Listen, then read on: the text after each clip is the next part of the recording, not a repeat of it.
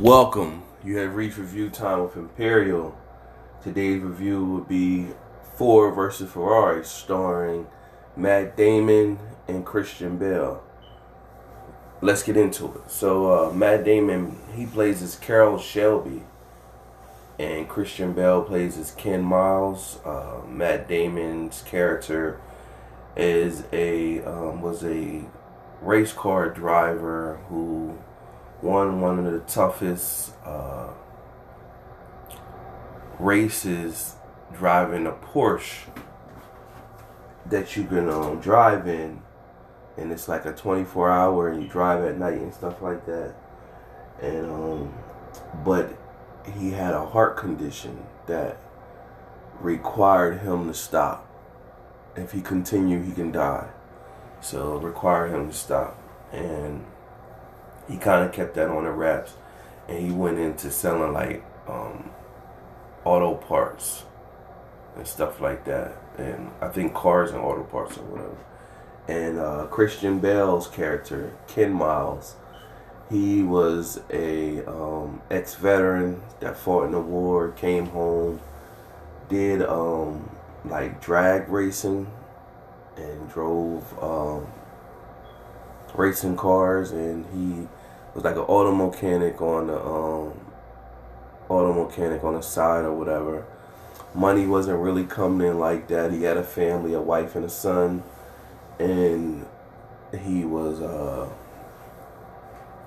like old IRS money, stuff like that. So he was having a rough time, and he had a history of being hard to deal with. But he was a good driver. John Bithall, he played as Lee Iacocca. He's also the cast.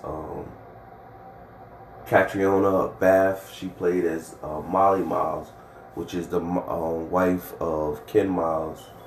And Noah Jupe, Peter Miles, played as the son of Ken Miles. And you had Tracy Letts plays as Henry Ford II, and then there was Josh Lucas, who plays as Leo Beebe. I mean, some other characters in there, but those was pretty much the main characters. So what's taking place is that Ferrari was the car for racing that was pretty much beating everybody year after year.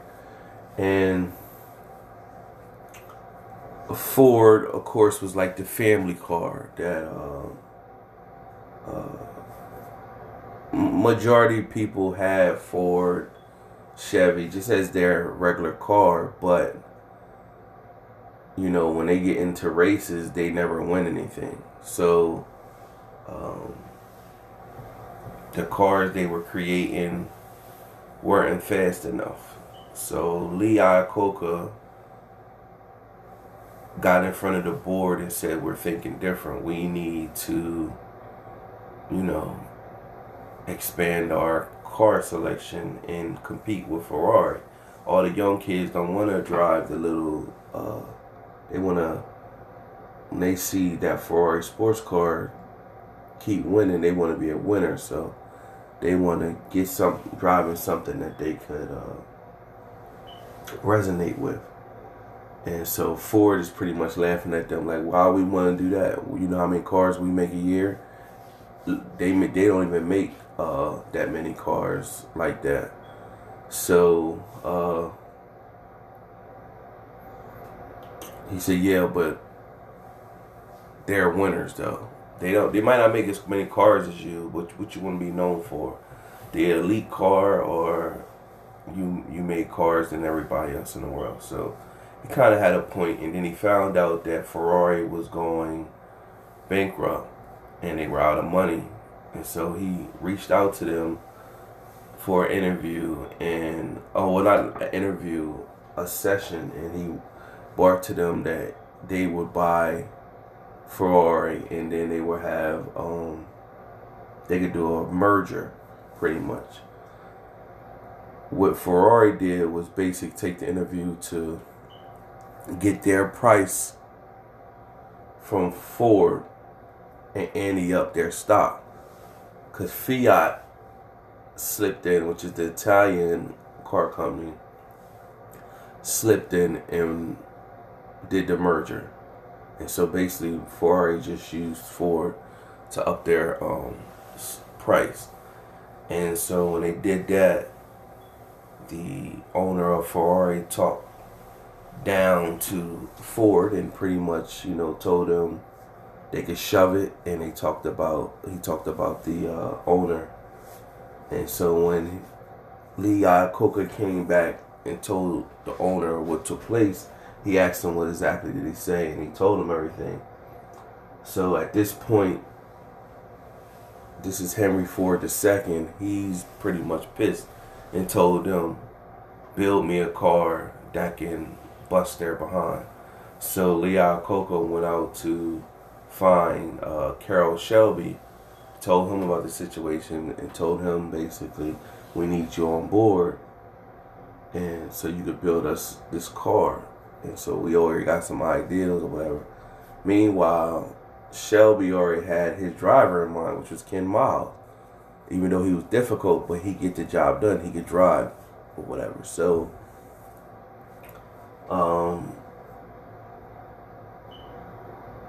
Shelby found out very quickly he wasn't in charge, and they just wanted him to help build the car, and they already had their own driving program, their own guys that they wanted to drive.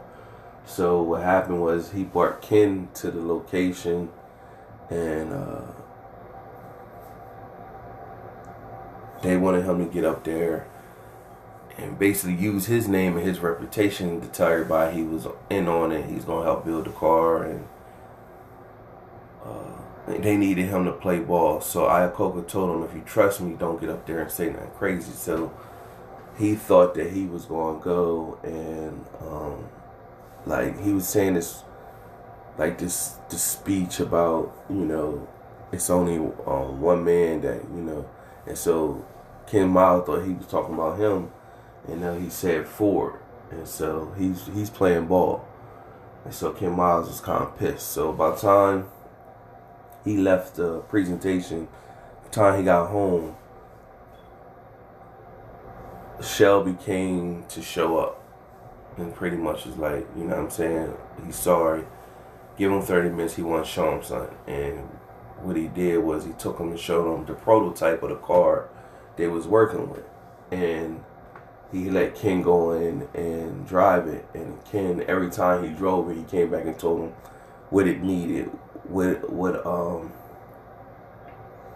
was wrong with it. And so they was taking out stuff and redoing stuff. And when they did that,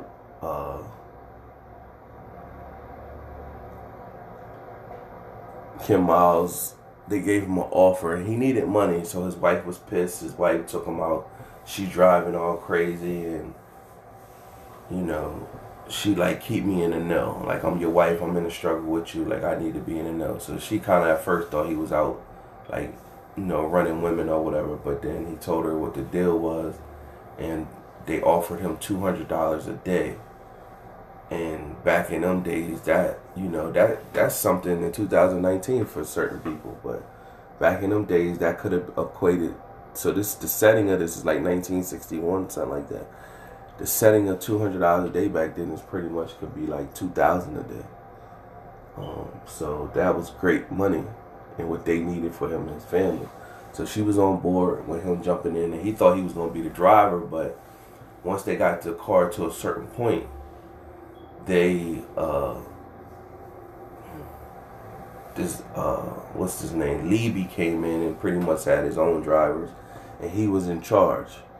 So they X'd out Ken Miles, and he was upset, he disappointed, but he still had to work for his family. And so they got the car to a certain point, and they took all their drivers out, and they lost. And Ken Miles was listening to it on the radio the whole time, him and his wife. And they lost, and so Ford was disappointed, ready to fire everybody. And they brought Shelby in and said pretty much, hey man, let's Ford want to talk to you.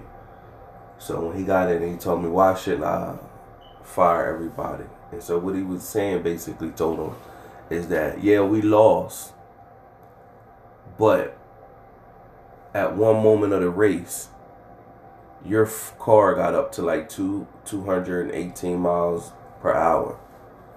That's faster than Ferrari. What you did was you made them scared now. They know you coming. Because that's never happened for them before, even though you eventually lost or whatever. So what took place is, that kind of resonated with him. Like, yeah, you're right. We just got to perfect the drivers and we got to perfect the car. We could win this eventually or whatever. Because we are headed in the right direction. So basically at that point, he told him that it's too many hands involved. There needs to be one person in control of this. So basically Ford told him, basically, you only report to me now or whatever. And that was cutting out Levy at the moment. So he came back, he reached back out to Ken. Ken was kind of really like, get out of here or whatever. And he was like, nah, pretty much he gonna let me run it. So no sooner than they got the ball rolling, they're perfecting the car again or whatever. They're also making the Mustang. So this is like the GT40 they were making also. So in the process of this, Iacocca called Shelby telling them just to prep them, hey man, they great. Let Levy run the driving program. Like, you're in charge of the car, but they're going to let him run the driving program. And he got his own guys. So basically, they kicking Kim Miles out again. So Shelby told Kim, but he told him, don't worry about it. So when Ford came in, he basically said, hey, I'm putting $9 million into this car. I want to see with my car. So they locked Levy in the office, and then he went out and pretty much pit Ford in the car, like, come on, drive, and we're going to show you what your car is, whatever. So he went out and drove real crazy and showed Ford the speed of the car. And so Ford started crying that for Ford to actually have a sports car that was fast and everything like that, talking about his dad would be proud. And then he basically told Ford, listen, me showing you this, just not anybody could drive this car. So you need the right person to drive the car. And that's my guy, Ken Miles. And he was like, pretty much, if he wins Daytona, will he remains the driver. If not, you'll own my Shelby Parts Corporation, and I'll pack up. And so Ford was with it. And so he went and drove Daytona. But before that, it was one of the times he was test driving, making the car. He was going real fast, and then the brakes went out. And so when the brakes went out, the car ended up smashing into something and blew up. You might have thought he caught on fire at that point, but he didn't. So he became the driver. They got the car ready, but on the day of the big race, car door wouldn't shut, and one of the biggest problems was Ken was so raw that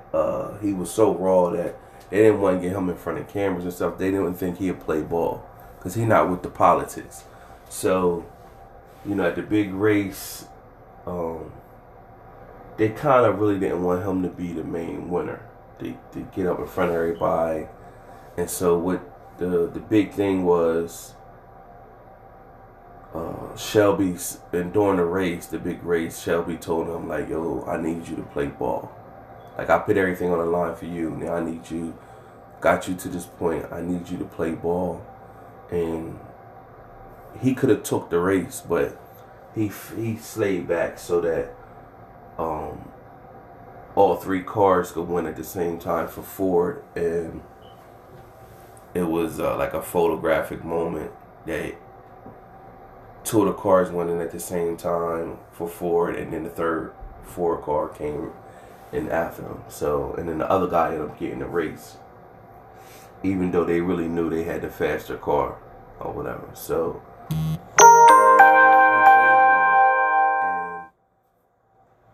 that was like the ball. So it was a good movie. Matt Damon and Christian Bale did phenomenal jobs acting, and this is a good story that nobody really never knew, unless you like into cars like that. But I never knew it, so it was an interesting movie.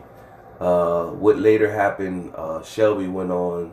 You know, it was the Ford Shelby car as the sports car, and the messed up thing in real life. 2 months after that race, because this is in 1966 by this time, that Ken Miles was out testing another car that Ford had, and he died in the testing the car, man. Got killed in the testing the car, and it was another guy who I forgot the name of the guy that died testing the car like a month or two before Miles died testing the car. And so after that, Ford had to redo some things, and they won a couple times after that, but I think they got out of the sports racing business at that point. You know what I'm saying? Like, we did it, but it's like, you know, they, of course, now, you know, I don't even hear about the Shelby cars. I guess, you know, I guess you get the classics. You know, they stay with the Mustang and stuff like that. You know, that's their main type of fast car and stuff like that. But other than that, good film.